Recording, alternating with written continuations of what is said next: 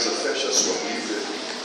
Seria possível você pegar na mão do irmão que está perto de você, assim, na uma só uma pessoa, na mão direita dele, olhar nos olhos dele, olha nos olhos verdes, amarelo, azul, cor-de-rosa, e diga para ele assim: não converse mais comigo.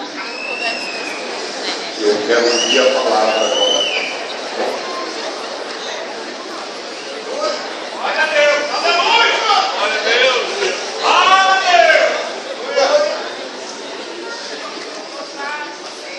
Algumas pessoas acham que Deus seja contra a riqueza. E alguns se apegam até mesmo a esse texto para mostrar e tentar argumentar que Deus não é muito favorável a possuir bens, mas não é bem assim. As pessoas mais ricas desse mundo, no passado bíblico, foram servos fidelíssimos a Deus. Existem 4 categorias de pessoas na terra. Existem aquelas pessoas que são pobres materialmente e espiritualmente pobres. São pessoas que não têm absolutamente nada na terra, mas absolutamente nada. Conhece aquele ditado, não tem onde cair morto? Mas além de não ter absolutamente nada na terra, são pessoas que não têm absolutamente nada no céu, o que é muito pior. Então essa categoria de pessoas são as pessoas paupérrimas, as mais miseráveis que existem sobre a terra, são aquelas que são pobres materialmente e espiritualmente. Existem pessoas que são materialmente ricas, mas espiritualmente pobres.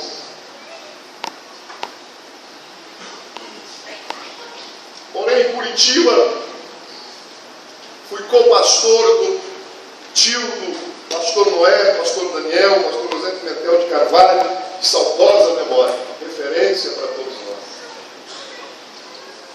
Cultos transmitidos pela Rádio Marumbi para todo o Brasil. Muitas vezes o telefone tocava no plantão, cabia a mim visitar algumas pessoas, e qual a minha surpresa de visitar pessoas riquíssimas.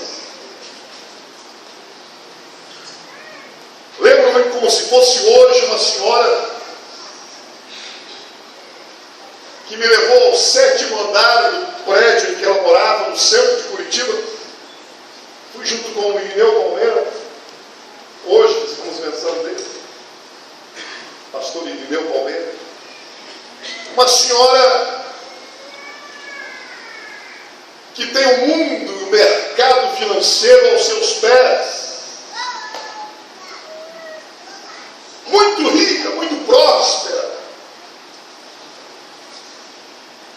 Ela disse para mim, antes que o senhor se assente aqui, porque quando eu entrei no apartamento dela, eu não sabia se ia para a direita, para a esquerda, reto, voltava, porque eu nunca entrei num trem daquele. Você estava dentro do... A hora que abria a porta do elevador, era um hall, assim, parecia a entrada de um palácio. E tinham 5 ou 6 jogos de estofados para você escolher para sentar. A hora que eu dei 2 passos para frente, meu sapato desapareceu no meio de um carpete desse tamanho assim.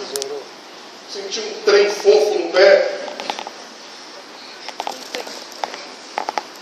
E eu não consegui esconder, porque eu nunca tinha entrado num apartamento como aquele.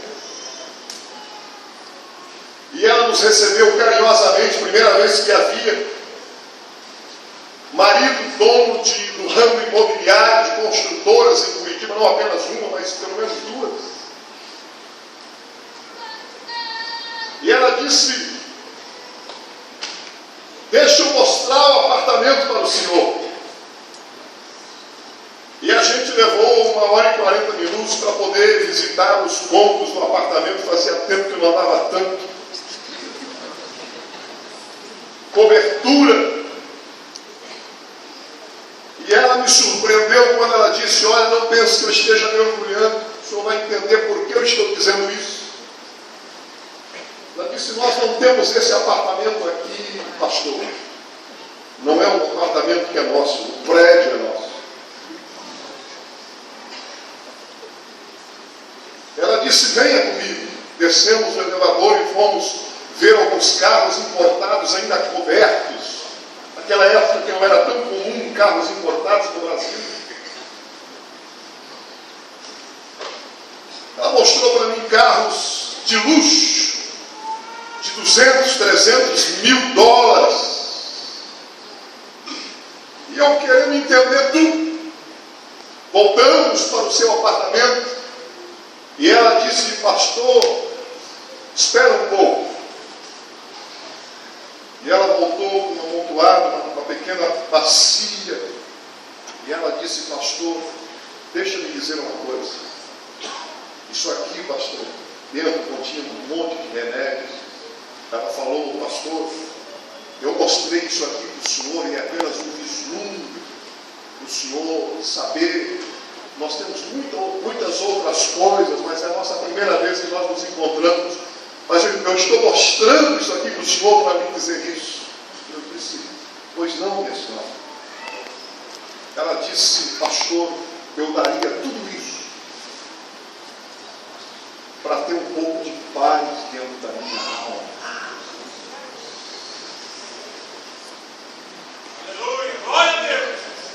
Eu dependo desses remédios para dormir. Eu não consigo dormir à noite. Aí eu lembrei que Salomão escreve dizendo que é melhor você comer alface todo dia numa casa que tenha paz, do que ganha numa casa sem Deus, onde tem o ódio. Aí eu lembrei quando Salomão disse que é melhor você morar no canto de um eirado, contextualizando isso, que é melhor você morar numa casa sem nenhuma infraestrutura. Salomão escreveu isso, 17:1 de Provérbios, que é melhor você morar no canto de um eirado com tranquilidade do que numa mansão cheia de inquietações. Ela disse: sabe aquela sacada do quarto que eu lhe mostrei? Em que apertava alguns controles remotos, saíam coisas da parede. Ela disse assim: pastor, eu não sei precisar para o senhor quantas vezes eu já tentei me jogar daquela sacada, porque eu sou uma mulher vazia. Eu voltei para casa aquele dia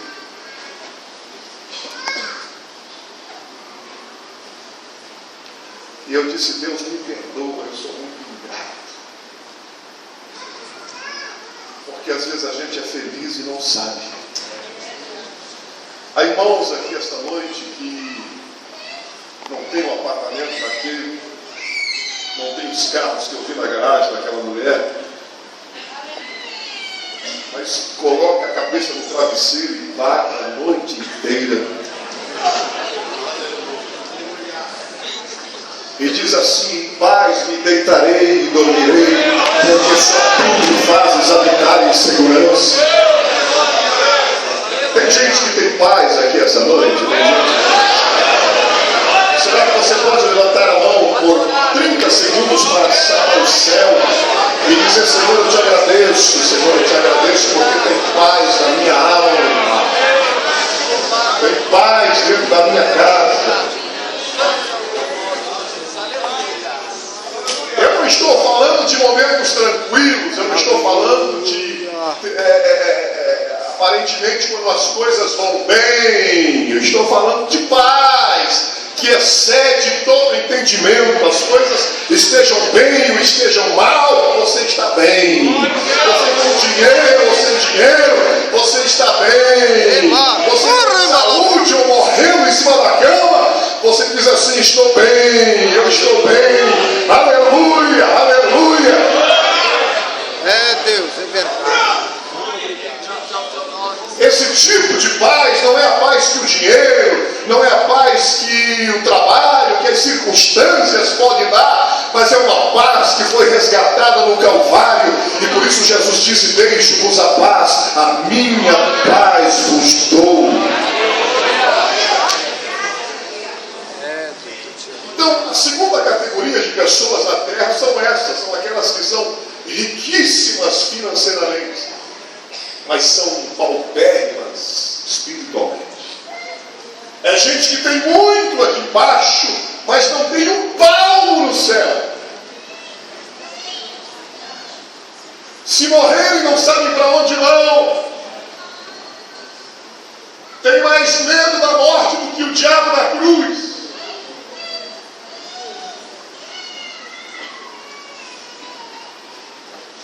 Existe uma terceira categoria de pessoas. Primeiro, lembra a primeira? São as pessoas que são materialmente e espiritualmente pobres. A segunda são aquelas que são materialmente ricas, mas espiritualmente pobres. Existe uma terceira categoria de pessoas na terra hoje, que são aquelas que são remediadas materialmente. São pessoas que, se precisam comprar um carro, compram em 60 vezes,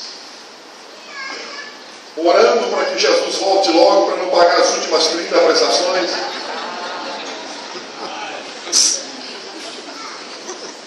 Quando adquire um bem próprio, muitas vezes é pelo sistema, pelo BNH, não sei se é mais assim, porque eu estou há 10 anos fora do Brasil, pelos programas que o governo oferece, a perder de vista, dizendo: Jesus, me ajude, venha logo deste anticristo. São pessoas que, para comprar um bem, idealizam, demoram, sonham, esperam, não tem condições, não tem dinheiro, às vezes suficiente, o dia a dia é difícil, são remediados materialmente, mas espiritualmente são cheios da unção do Espírito de Deus. São pessoas que não têm muito aqui embaixo, mas têm muito de Deus sobre a sua vida. Não fala inglês, fala português meio remediado, mas fala em línguas até pelos cotovelos. É cheio da unção. O diabo pensa 2 vezes antes de encarar um crente desse, porque sabe que ele não nega fogo. Eu quero haver alguns desses aqui essa noite. São pessoas que não têm muita coisa aqui embaixo, adquiriram uma casa com muito esforço, muito trabalho, não tem assim um carro importado de $300 mil, mas se Jesus voltar hoje, deixa tudo aí e sobe para estar com o Senhor. Tem gente assim aqui essa noite? Deixa ele pode ter dúvida de muitas coisas, mas o Espírito de Deus testifica no Espírito dele que ele é Filho de Deus. Aleluia!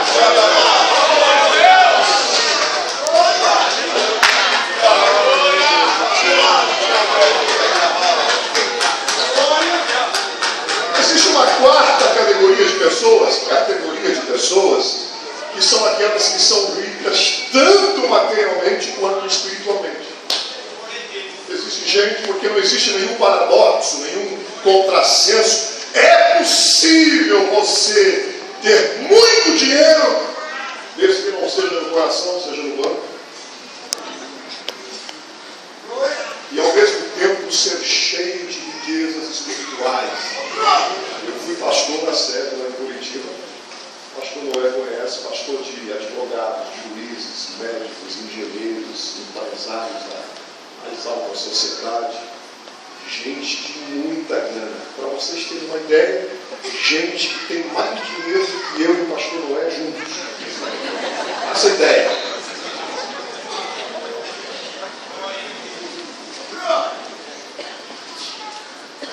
Mas gente cheia de Deus. Eu lembro de uma irmã lá em Curitiba, o sobrenome dela é Marucelli. Congregou um tempo na sede, cheia de Deus. Mais cheia, eu não sei se ela é mais cheia de Deus ou de grana. Está tudo na rede de material de construção, muito dinheiro, mas ao mesmo tempo era cheia de Deus. Eu lembro que terminava os cultos, as pessoas procuravam ela para receber oração. E às vezes tinha 15 pessoas na fila dela para receber oração e umas 5 ou 6 caminhos. Eu disse, Jesus, eu não posso perder para essa mulher. Minha filha tem que ser tão grande quanto a dela. E as pessoas sabiam que ela era uma mulher cheia de Deus, cheia de unção, e a procuravam para receber oração. E um dia eu pregando na sede, não é, o capeta é tão sujo, e ele pegou uma pessoa que ficou endemoniada no banco onde estava a irmã do céu. Tanto banco para ficar endemoniado, vai ficar do lado daquela mulher. Aí eu olhei aqui de cima, estava pregando, e eu disse, Jesus, será que eu paro? Será que eu vou até lá? Será que eu desço? Será que eu paro com a mensagem? Será que eu repreendo aqui de cima? O que eu faço? E eu pregando e pedindo sabedoria a Deus. Eu vi aquela pessoa querendo levantar o banco, mas eu só vi um sinal da irmã Anceira que deu uma levantadinha assim, olhou e disse, sai! Irmão, olha, faz uns 20 anos isso, aquele demônio deve estar